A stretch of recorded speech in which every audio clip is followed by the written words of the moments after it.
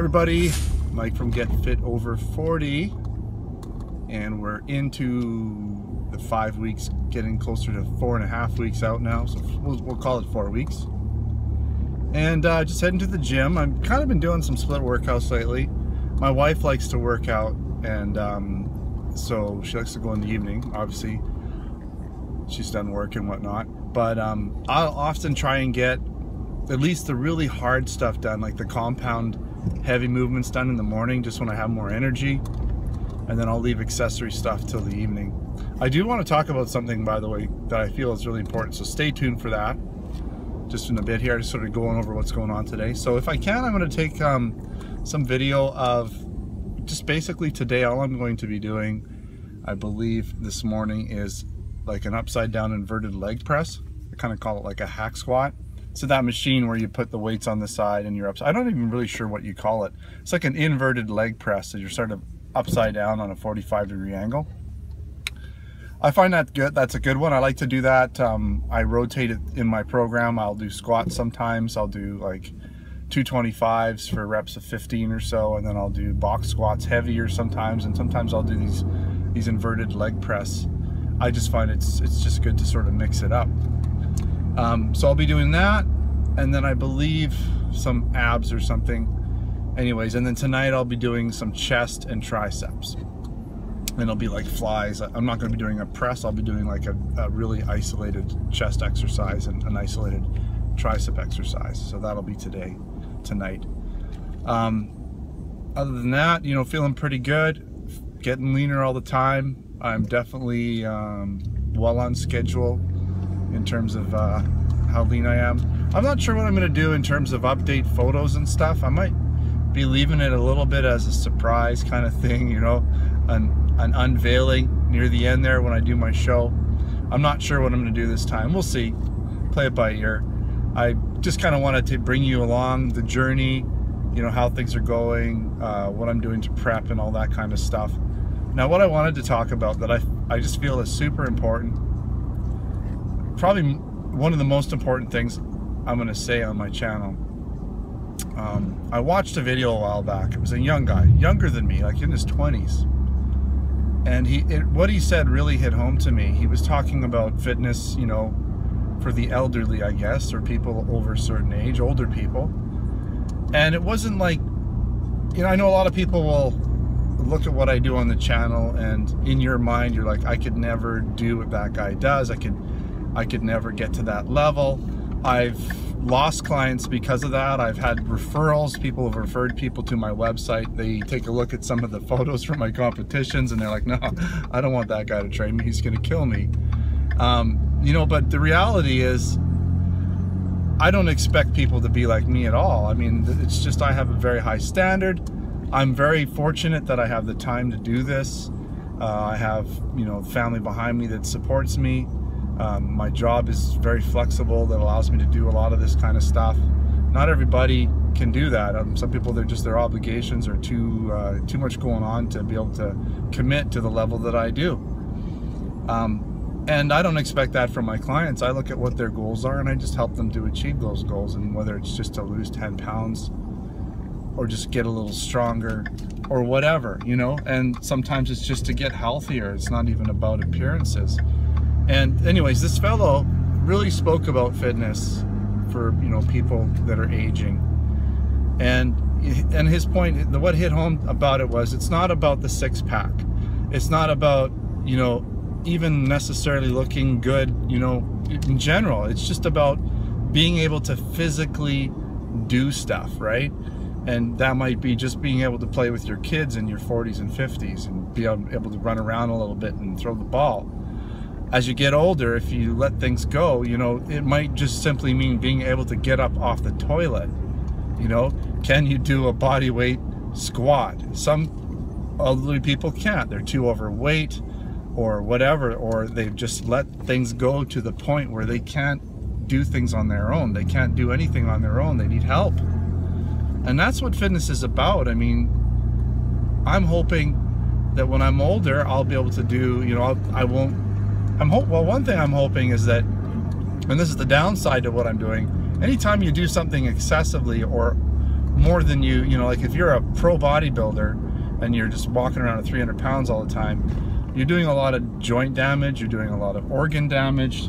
It's going to affect you negatively as you get older. If you're a professional marathon runner and you run like 10K every 2 days or whatever, that's excessive. That's actually long-term hard on your heart and your arteries and everything. They've proven that these long-distance marathon runners, it's excessive. That kind of running is over the top to the point where it can actually damage your heart and organs, right? So excessive anything is always going to be bad. So if you're the kind of person that, hey, I want to just train a little, eat a little healthier, that's probably better for you health-wise long-term anyways. You don't want to run too much. You don't want to lift too heavy a weight for longevity reasons, right? The amount that I lift, you know, I might be doing some damage to some of my joints and things long-term. I try not to do that, right? I try to be very careful. I've been getting smarter about it as I get older. But, you know, there is the risk of injury and damaging a joint through, you know, excessive weightlifting and things like that. So that's not what health and fitness is about. Health and fitness is about, you know, the whole overall package. It's quality of life. It's being, you know, eating right, doing enough exercise, maybe a little bit of, you know, definitely I think doing some weights is good for you. Getting out for walks, maybe the occasional jog, bike rides, that kind of stuff. Just being active and eating healthy is going to have such a positive impact on your life as you get older. And that's what it's about, right? It's not about the six-pack now, and I mean, that's just short-term stuff. If I stop training tomorrow, I'm going to lose all of this within the period of a couple months. It just goes away that fast, right? But the long-term benefits of eating right and staying fit, you know, healthy, that stays with you long-term. So especially if you keep it up. That's kind of what I wanted to say. You know, if you're watching my channel and you think that I'm a little bit crazy, I'm a little over the top, you're probably right. But, you know, I'm just showing you what can be done at all ages. So if you just want to be a fraction or just get to a fraction of where I've gotten to, it should be pretty easy, actually. If I can do what I'm doing, get to the levels that I get at, and there's people that get to way better levels than I do too, then, you know, you should be able to do that, right? It's totally doable. All right, I think that's it. Maybe I'll finish this video with a little bit of my leg pressing, so you can watch a little bit of that, where I'm going to be lifting more weight and injuring my joints probably. Anyways, we'll talk to you later. Thanks for watching another GetFitOver40.com video. Until next time, take care. I call these guys inverted leg press. I'm not sure if that's the actual name for them, but you'll see here, this is part way in. I generally start off with 2 plates and then just work my way up to about 6 or 7 plates, 6.5 plates. I usually start out with 15 reps, work my way up doing 15 reps, and once I get to my heavy set, which is, I believe it was set 6, I did about 20 reps at 590 pounds, so 6.5 plates, and then finished up with the 7th set, dropped the weight a little bit, and did 450 times 30 reps. I don't believe I put that one in here, but that was what I finished with. It was probably the hardest set because it was such a high rep set and I was pretty bagged by then. You'll notice that I go pretty deep. I don't go right down to my chest. I just don't have the hip and back flexibility to do that. This type of inverted leg press is a little hard on the back, the lower back. Can be a little hard on the hips, just depends on your flexibility. But you do want to try and go fairly deep. You definitely want to break parallel. You know, the deeper the better, as long as you have the mobility for it. I see a lot of guys that are just doing these little tiny little leg bends and they're using their arms and they're just putting 8 or 9 plates aside on. I don't really see the benefit to that. You're not really getting a full range of motion. All you're doing is using up all the weights in the gym and creating work for yourself, loading up all those weights. So I'd recommend go a little lighter and maybe try and get a little bit more flex in those legs.